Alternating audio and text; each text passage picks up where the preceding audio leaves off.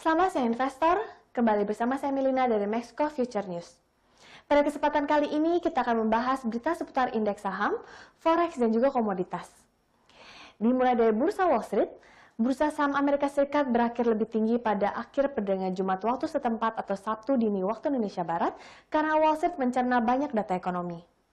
Namun demikian, para investor masih terus mencermati pergerakan kasus infeksi COVID-19 lantaran tetap menekan perekonomian Amerika Serikat. Sabtu 22 Agustus 2020, indeks Dow Jones Industrial Average naik 190,60 poin atau 0,69% menjadi 27.930,33. Sedangkan S&P 500 naik 11,65 poin atau 0,34% menjadi 3.397,16. Kemudian indeks komposit Nasdaq meningkat 46,85 poin atau 0,42% menjadi 11.311,80. Sebanyak 7 dari 11 sektor utama S&P 500 naik, dengan sektor teknologi ditutup sebesar 1,21%, memimpin kenaikan. Sementara sektor energi merosot 0,63%, kelompok dengan kinerja terburuk. Dari sisi data, Flash US Composite Output Index berada di level 54,7 pada bulan Agustus atau naik dari pembacaan Juli yang berada di level 50,3. Menurut National Association of Realtors, total penjualan rumah yang ada di Amerika Serikat melonjak 24,7% dari Juni ketika tahunan yang disesuaikan secara musiman sebesar 5,86 juta pada bulan Juli. Sementara itu, risalah Federal Reserve menunjukkan pejabat The Fed percaya bahwa ketidakpastian seputar prospek ekonomi Amerika Serikat tetap sangat tinggi, dengan pergerakan ekonomi akan sangat bergantung dengan arah COVID-19. Sejauh ini, kasus infeksi virus corona terus meningkat. Pada pertemuan tersebut, Komite Pasar Terbuka Federal atau FOMC mempertahankan suku bunga acuannya pada level rekor terendah yaitu 0 hingga 0,25%. Ketua The Fed Jerome Powell akan mengisi simposium kebijakan ekonomi tahunan di Wyoming tanggal 27 hingga 28 Agustus nanti. Powell disebut akan berbicara tentang tinjauan kerangka kebijakan moneter yang telah lama ditunggu-tunggu. Strategi pada inflasi baru akan menjadi salah satu fokus. Sedangkan US dollar rebound dengan data yang baik dari Amerika Serikat. Selain itu juga karena profit taking di tengah kondisi oversold yang ekstrim dari US dollar. Indeks dolar Amerika Serikat naik di kisaran 93,35 pada Jumat 21 Agustus pekan lalu atau naik sebesar 0,65%. Analis menyebutkan satu peristiwa penting di pekan ini akan membawa putaran baru volatilitas ke pasar emas, serta membantu harga emas pulih menyusul kerugian 2 minggu berturut-turut.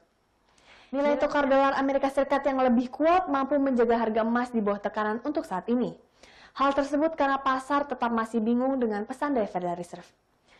Pasar tengah menunggu pemerintah Amerika Serikat untuk menghasilkan beberapa stimulus fiskal untuk menjaga perekonomian tetap berjalan.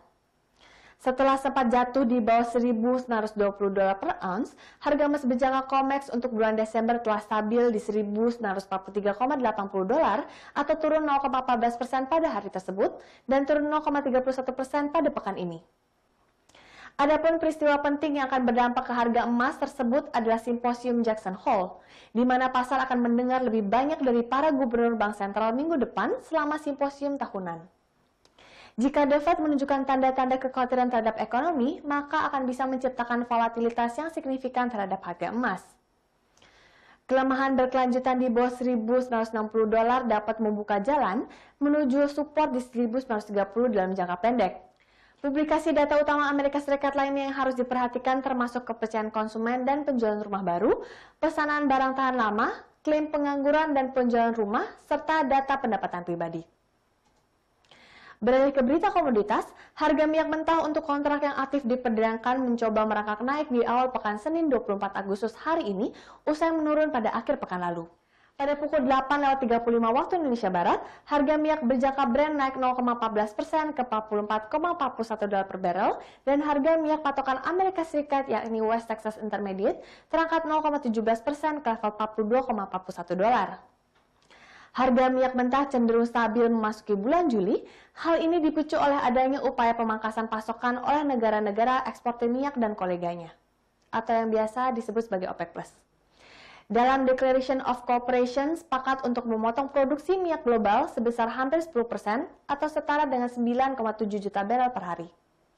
Seiring dengan berjalannya waktu, kebangkitan perekonomian China serta membaiknya mobilitas publik global juga menjadi pendorong harga minyak. OPEC Plus kini akan berfokus untuk mendorong negara-negara yang kurang memiliki komitmen kuat terhadap kesepakatan untuk mengkompensasi ketidakpatuhannya tersebut. Dalam laporan terbarunya di bulan Agustus, OPEC memperkirakan permintaan terhadap minyak mentah untuk tahun 2020 akan turun 9,1 juta barel ke 90,6 juta barel. Namun jika kasus baru infeksi COVID-19 terus merebak, OPEC memperkirakan penurunan permintaan minyak dapat mencapai 11,2 juta barel per hari. Kedepannya harga minyak akan dipengaruhi oleh beberapa faktor seperti sentimen terhadap vaksin, rilis data ekonomi, hingga dinamika supply dan demand. Sekian berita seputar indeks saham, forex, dan komoditas untuk hari ini. Saya Melina pamit undur diri, terima kasih dan sampai jumpa lagi.